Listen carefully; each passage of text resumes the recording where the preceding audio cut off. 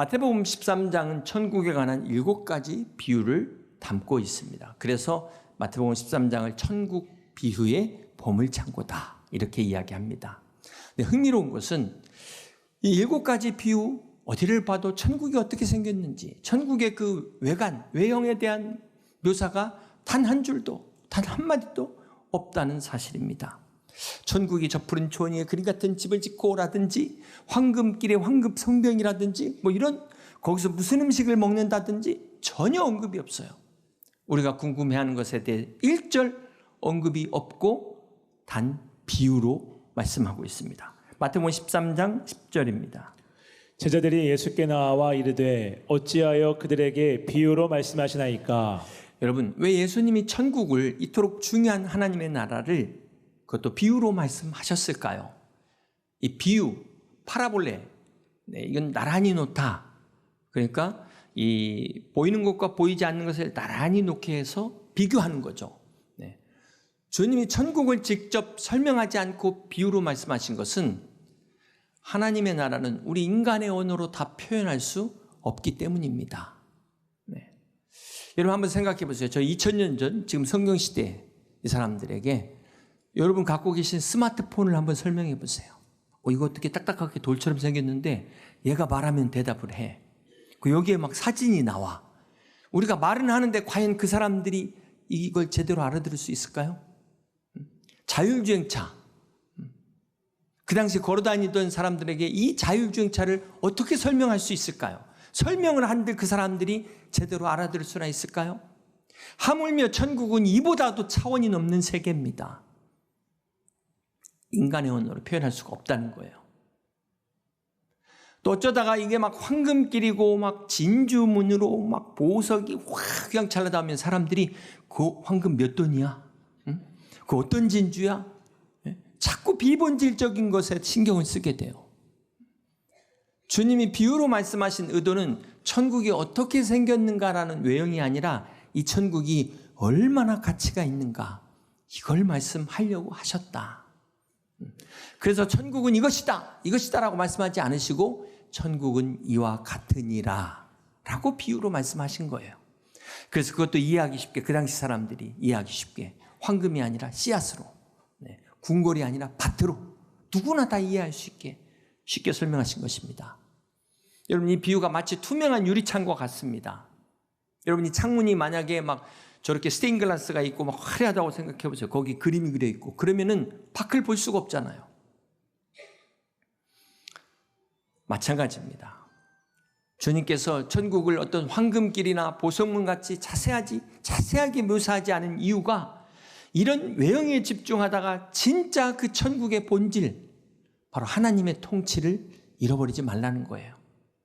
그래서 우리 주변에 너무 쉽게 볼 수 있는 이런 예화들을 통해서 비유로 말씀하신 것입니다. 자, 비유에는 또 다른 얼굴이 있는데요. 마태복음 13장 13절입니다. 그러므로 내가 그들에게 비유로 말하는 것은 그들이 보아도 보지 못하며 들어도 듣지 못하며 깨닫지 못함이니라.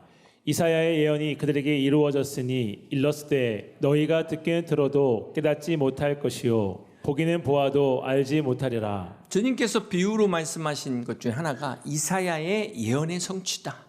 이것까지도 다 예언하시고 말씀하시는데요. 여기서 비유라는 게 단순히 어떤 교육을 위한 수단이 아니라 심판을 위한 도구로 사용되고 있습니다. 하나님께 등을 돌린 자들에게는 말씀이 들어도 깨달을 수가 없게 하신다는 거예요. 이 비유가 두 가지의 얼굴을 가지고 있습니다. 교만하고 완악한 사람들은 딱 닫혀 있어요. 봉인되어 있지만 겸손한 자들에게는 이것을 여는 열쇠라는 겁니다. 그러니까 하나님께서는 이 비유를 통해서 교만한 자는 탁 걸러내시고 정말 겸손하게 사모하는 자들에게는 허락하신 발견의 기쁨을 주시는 하나님의 초대장이다. 지금 이 시간에 이 똑같은 비유 앞에서 막 어떤 사람들은 천국의 문이 막 열리고 있는가 하면 어떤 사람은 뭔 소리냐 하고 더 닫히고 있다는 거예요. 오늘 이 말씀이 여러분 안에 심판이 아닌 초대장이 되시길 주님의 이름으로 축복합니다. 우리 주님께서 왜 이 천국을, 이토록 중요한 천국을 비유로 말씀하셨을까? 천국이 이렇다라고 설명하기 위해서가 아니라 천국을 발견하라고, 깨달으라고. 그래서 비유로 말씀한 것입니다. 여러분, 우리가 예배를 보는 게 아니죠. 예배는 우리가 참여하는 겁니다. 예배는 드리는 겁니다. 천국도 우리가 어떻게 생겼나 구경해보자. 전시관이 아니라 천국을 믿는 자들에게 경험되어지는 생명 자체라는 것을 믿으시길 바랍니다. 그럼 이 시간 이 말씀을 통해서 여러분 안에 천국이 발견되어지고 깨달아지고 경험되어지시기를 주님의 이름으로 축복합니다. 오늘 본문의 비유가 7가지인데요. 이게 단순히 7이 아니라 성경의 7은 하나님의 완전을 의미합니다. 완전수. 그래서 천국의 완전함을 상징합니다. 또 7가지 비유가 그냥 순서대로 있는 게 아니라 사실 이것도 하나님의 의도가 있다는 거예요. 성령, 저자의 의도가 있다는 것입니다. 첫 번째 비유, 씨 뿌리는 비유는 하나님 나라의 출발을 이야기해요. 하나님 나라의 시작부터 마지막 7번째 완성까지 하나의 그림으로 보여주고 있다는 것입니다. 첫 번째 비유를 통해서 하나님 나라가 어떻게 시작돼요?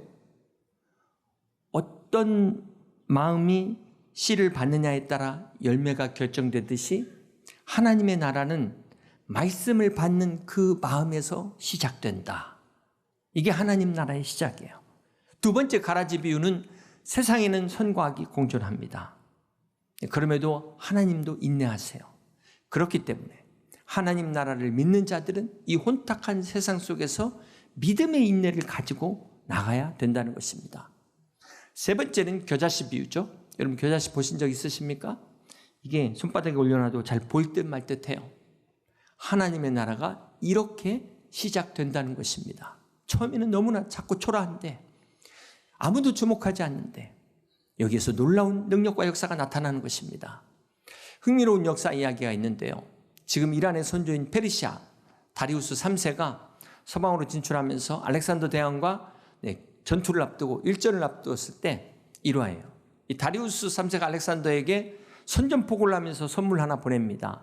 뭘 보냈냐? 참깨 한 자루를 보냈어요. 참깨가 가득 담긴 한 자루를 보냈습니다. 무엇을 의미할까요? 우리 군대가 이렇게 많다. 너 덤빌 테면 덤벼봐라. 막 이렇게 선전포고를 하는 거죠. 조롱하는 거죠. 이때 알렉산더는 어떻게 화답했을까요? 알렉산더는 뭐 자기 무기를 보여주거나 뭐 그게 아니라 바로 겨자씨 하나를 보냈다고 합니다. 거기에 담긴 의미가 뭘까요? 니네가 숫자 많다고 자랑하지 마라. 우리는 작지만 겨자씨와 같은 놀라운 생명력을 가지고 있다. 결국 이 전쟁의 결과는 어떻게 됐을까요? 역사는 알렉산더가 승리했다고 기록하고 있습니다. 세상의 눈으로 볼 때 교회 작아 보입니다. 별 볼 일 없어 보입니다. 성도 한 사람 정말 미미해 보입니다. 초라해 보입니다. 그러나 우리는 예수 그리스도의 생명력을 품은 씨앗이에요. 무시하면 안 되는 거예요. 숫자나 규모로 판단하시면 안 되는 겁니다. 우리는 하나님의 생명으로 승부하는 겨자씨와 같은 그런 놀라운 하나님의 능력을 가진 하나님의 사람인 것을 잊지 마시기를 바랍니다. 네 번째 누룩의 비유는 겨자씨는 밖으로 성장하면 누룩은 안으로 파고드는 성격을 가지고 있습니다. 그런 성질을 가지고 있어요. 보이지 않아도 소리가 없어도 가루소말 전체가 부풀어 오르듯 하나님의 나라는 이렇게 세상 곳곳으로 스며든다는 것입니다. 다섯 번째 밭에 감추인 보아와 여섯 번째 진주를 발견한 이 장사의 비유는 어떤 차이점이 있을까요? 어떤 공통점이 있을까요? 두 사람의 차이는 밭에 감추인 보아는 이 사람은 전혀 기대하지 않았는데 보아를 발견했고, 진주를 찾은 사람은 평생을 이 진정한 진주, 진짜 진주를 찾기 위해서 평생을 바쳤다는 거예요. 이게 차이인데 결론은 똑같습니다. 결론은 뭘까요? 두 사람 다 전부 전 재산을 바쳐서 그것을 샀다는 겁니다. 이것이 뭘 말할까요? 하나님 나라는 발견하는 순간 나머지 모든 것을 내려놓게 하는 그런 가치라는 거예요. 여러분 7가지 비유가 그냥 늘어놓은 게 아니에요. 시작부터 마지막까지 하나의 완전한 그림을 우리에게 보여주고 있습니다. 우리가 나무 하나하나에 신경 쓰다가 숲 전체를 놓치는 일이 없도록 이 비유를 이렇게 통찰력 있게 볼 수 있는 믿음의 눈이 있으시기를 주님의 이름으로 축복합니다. 그렇다면 여러분은 이 7가지 과정 중에 어느 단계에 계십니까? 여러분 안에 하나님의 말씀이 뿌리 내리기 시작하고 있습니까?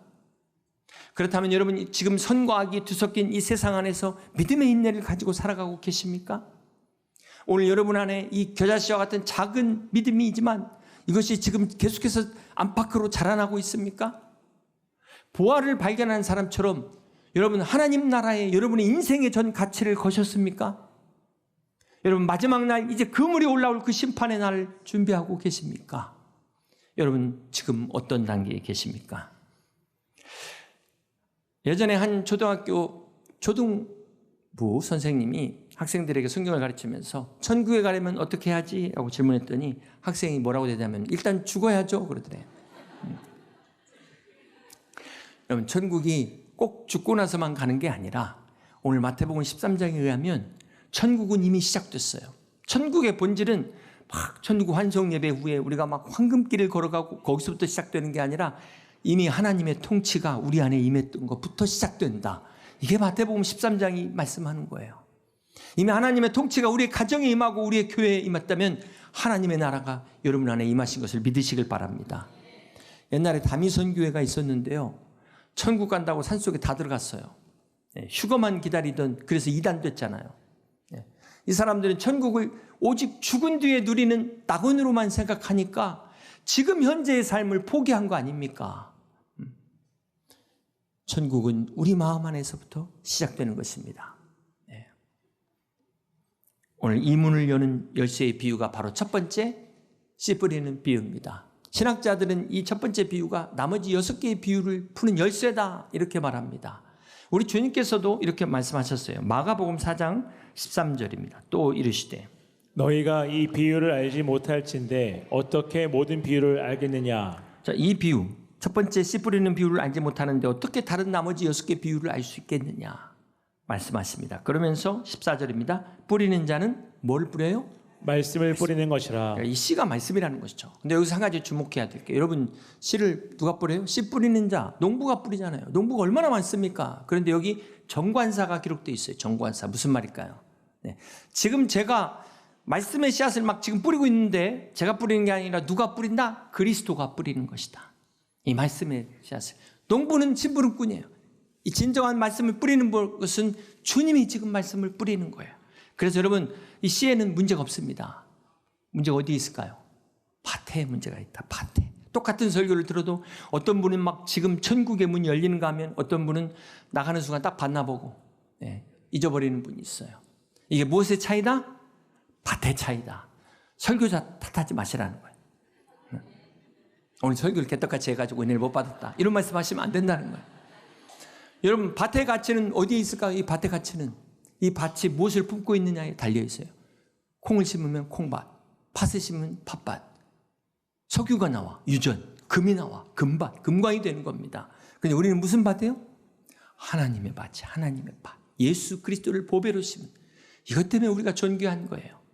오늘 여러분의 마음의 밭에 무엇이 심겨 있습니까? 오늘 이 4가지 밭을 통해서 우리 자신을 돌아보는 은혜의 시간이 되시기를 주님의 이름으로 축복합니다. 첫 번째 밭은 길가예요. 이 단단한 땅입니다. 이게 너무나 단단해갖고 씨가 막 아무리 뿌려도 이게 튕겨 나가버려요. 앉아서 듣고 있지만 전혀 말씀이 들리지 않아요. 이 길가가 뭘 말할까요? 지금 오늘 끝나면 누구랑 밥 먹으러 갈 것인가? 누구 만나가지고 지금 뭐 해야 되는데 전혀 머릿속은 지금 딴 생각을 헤매고 있는 분이 길가라는 거예요. 네. 왜 이렇게 되셨을까요? 네. 디모데전서 4장 2절입니다. 자기 양심이 화인을 맞아서. 화인이라는 게 불로 지진 낙인 있잖아요. 이 불에 된 상처는요 신경이 다 죽어가지고 통증을 느끼지 못합니다. 그러니까 양심에 화인 맞았다 무슨 말입니까? 선과 악을 구별하지 못할 정도로 타락해버린 거예요. 말씀이 들리는데도 전혀 찔림이 없어요. 찔림이. 네. 그런데 오히려 이 사람들이 이 말씀을 들어도 자기를 돌아보는 게 아니라 상대방을 정죄해. 상대방을. 지금 설교를 들으면서도 이거 내 남편이 들어야 되는데 이거 녹음해가지고 카톡으로 남편 보내주면서 여보 오늘 설교 들어봐. 응? 목사님이 지금 당신 얘기하더라. 그러면 지금 아내도 똑같은 거야. 아내도 마찬가지예요. 남편도 똑같은 거예요. 남편도. 응? 지금 우리 아내가 들어야 되는데 서로 지금 이러고 있다는 거예요. 지금 이 순간에도 누군가의 얼굴 떠오르고 있지 않습니까? 이거 아무개 집사가 들어야 되는데 이거 누가 들어야 되는데. 네, 프로이트는 이것을 투사라고 그랬어요. 투사. 내 안의 문제를 다른 사람에게서 보는 겁니다.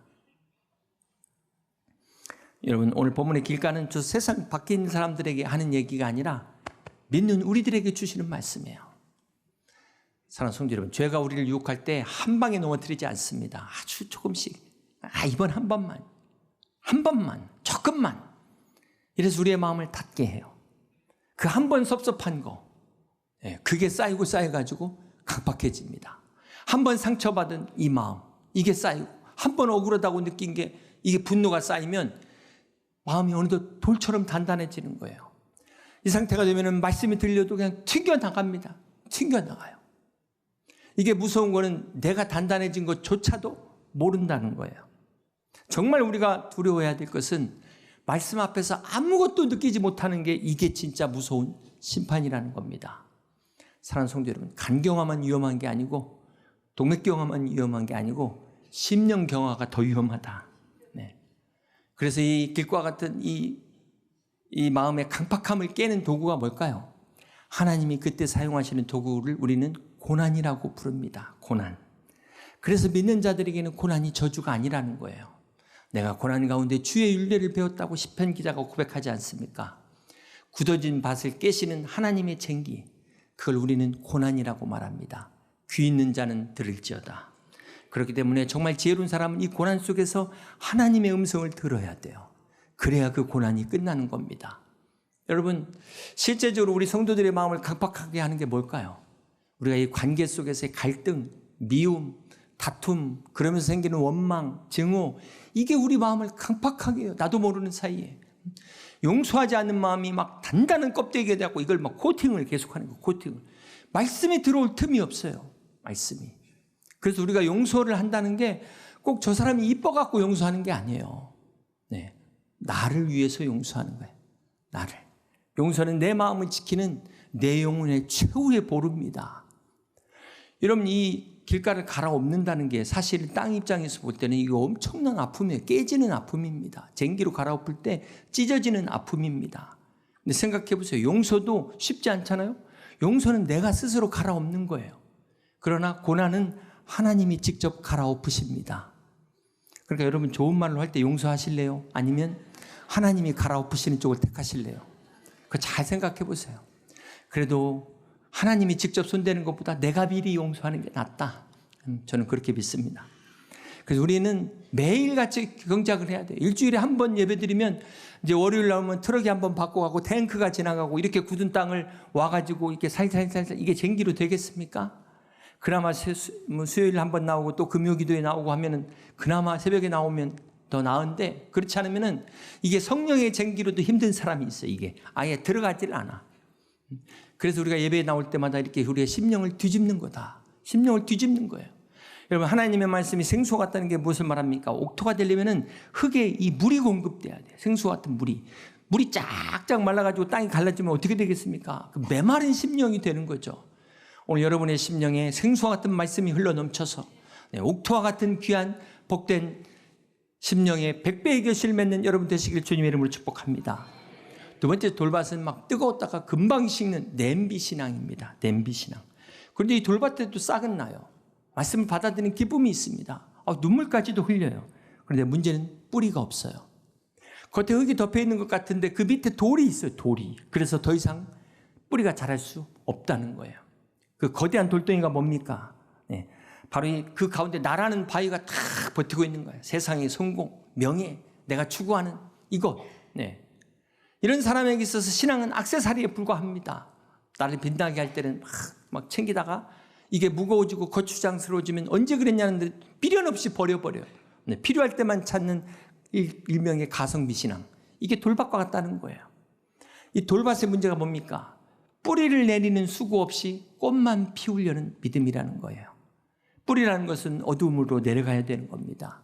남들이 보이지 않는 그 고독한 순종, 그 인내의 시간을 견뎌야만 생명의 뿌리가 자라는데 그 시간이 없어요.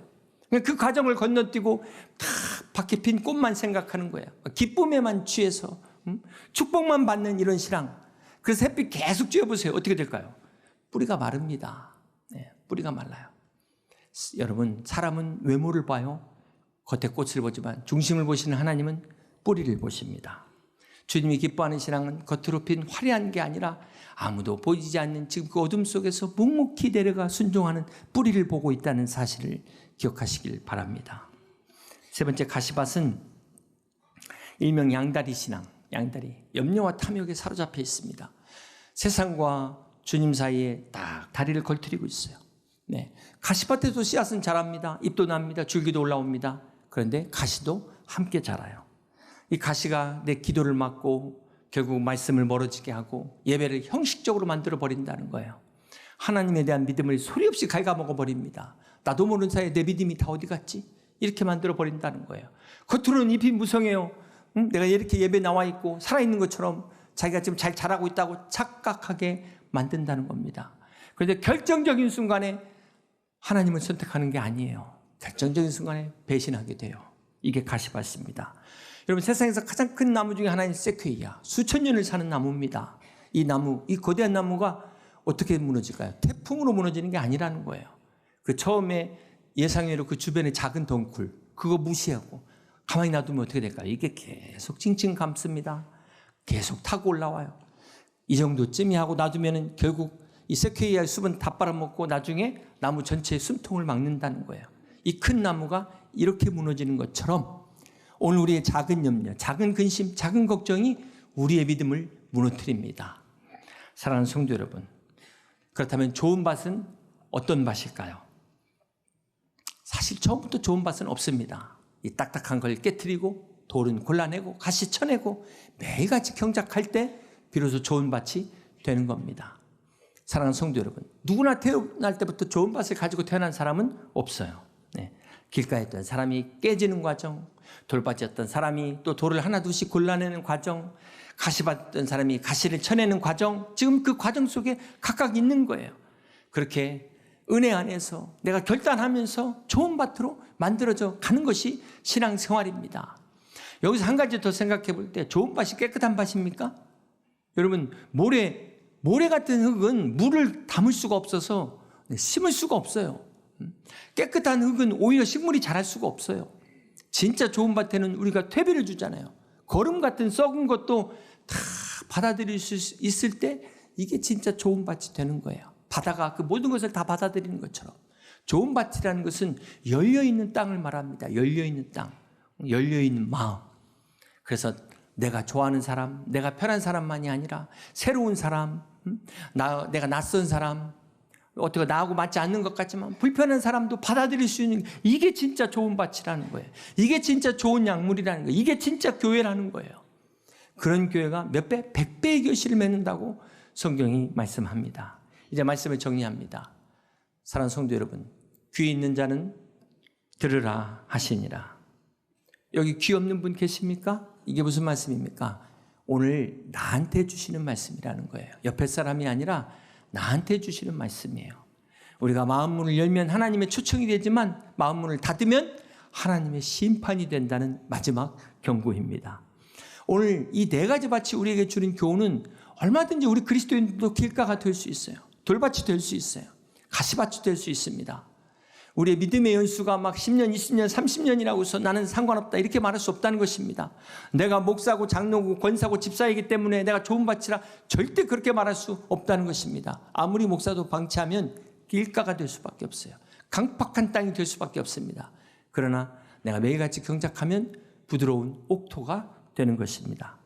사랑하는 성도 여러분, 지금 여러분의 밭은 어떤 상태입니까? 하나님께서 우리의 마음의 밭을 말씀의 쟁기로 갈아엎으실 때 때로는 아파요. 괴롭습니다. 그런데 이거는 의사 선생님이 우리를 살리기 위해서 수술하는 과정이에요. 견디셔야 됩니다. 내 안에 고집애들이 깨어져 나가는 과정이에요. 이거를 만약에 견디지 못하면 더 큰 고난의 고통이 온다는 걸 아셔야 되는 거예요. 자랑의 가시가 뽑혀 나갈 때 비록 고통이지만 이것을 통해서 하나님이 우리에게 더 좋은 축복을 주신다는 것 잊지 마세요. 네, 골드 안에서 애를 빼내는 과정입니다. 내 노력으로 얻으려는 애를 빼내고 내 욕심으로 채우려는 애를 빼내고 한계에 주저앉은 이 애를 빼내는 과정이 고통이에요. 그러나 그것을 통해서 우리 안에 비로소 성령의 역사가 드러나는 줄 믿으시기를 바랍니다. 사랑하는 성도 여러분, 자아가 비워지는 아픔이 영원히 채워지는 은혜이다. 잊지 마세요. 제자가 되는 건 순간이지만 제자다워지는 것은 평생의 여정이라는 것, 옥토화되는 과정은 한 번의 결단이 아니라 계속해서 주님 나라 갈 때까지 우리가 멈춰서는 안 되는 우리의 순종이라는 사실을 잊지 마시길 바랍니다. 그러므로 좋은 밭에는 반드시 씨를 뿌리게 되어 있습니다. 부활하신 예수님께서 마지막 제자들에게 당부하신 사명이 무엇입니까? 마태복음 28장 19절에 그러므로 너희는 가서 모든 민족을 제자로 삼으라는 말씀입니다. 모든 민족을 제자의 씨로 심으라고 말씀하셨어요. 어머니의 그 태안의 아기처럼 아직 복음의 생명이 잉태되지 않은 그 영혼, 우리는 그 영혼을 가리켜 태신자라고 부릅니다. 하나님의 때가 되면 반드시 태어날 그 영혼을 위해 우리가 오늘도 씨를 심어야 될 것입니다. 이제 예배를 마치면서 여러분의 결단을 촉구합니다. 여러분 한번 이 시간 같이 한번 기도하시겠습니다. 여러분 눈을 감고 기도하실 때 여러분 마음에 떠오르는 그 한 사람, 혹시 그 이름이 있습니까? 여러분의 믿지 않는 가족일 수도 있어요. 오래된 친구일 수도 있습니다. 직장의 동료일 수도 있습니다. 바로 그 사람이 여러분의 태신자입니다. 하나님이 여러분에게 맡기신 밭입니다. 우리가 할 일은 기도예요. 기도. 씨를 뿌리는 분은 그리스도입니다. 우리는 그리스도의 발과 손이 되어 전할 뿐입니다. 그를 위하여 기도할 뿐입니다. VIP 초청주일에 그 영혼을 주님 앞에 데리고 올 수 있도록 우리가 함께 같이 기도하길 원합니다. 그 길과 같은 그 심령을 옥토로 바꾸시는 분은 하나님이십니다. 그 심령의 돌밭에 돌을 골라내시고 가시밭에 가시를 쳐내셔서 하나님께서 그 심령을 옥토로 만드셔서 복음의 열매를 맺을 수 있도록 우리가 함께 같이 기도하길 원합니다. 사랑하는 성도 여러분, 하나님의 나라는 저 멀리 있지 않아요. 여러분 돌아가셔서 장례식 때 천국 환송 예배 드리고부터 시작되는 것이 아닙니다. 지금 이 순간 말씀을 받아들이는 이 마음에 이미 시작되었습니다. 그 작은 한 뼘의 땅에서 이미 시작되었습니다.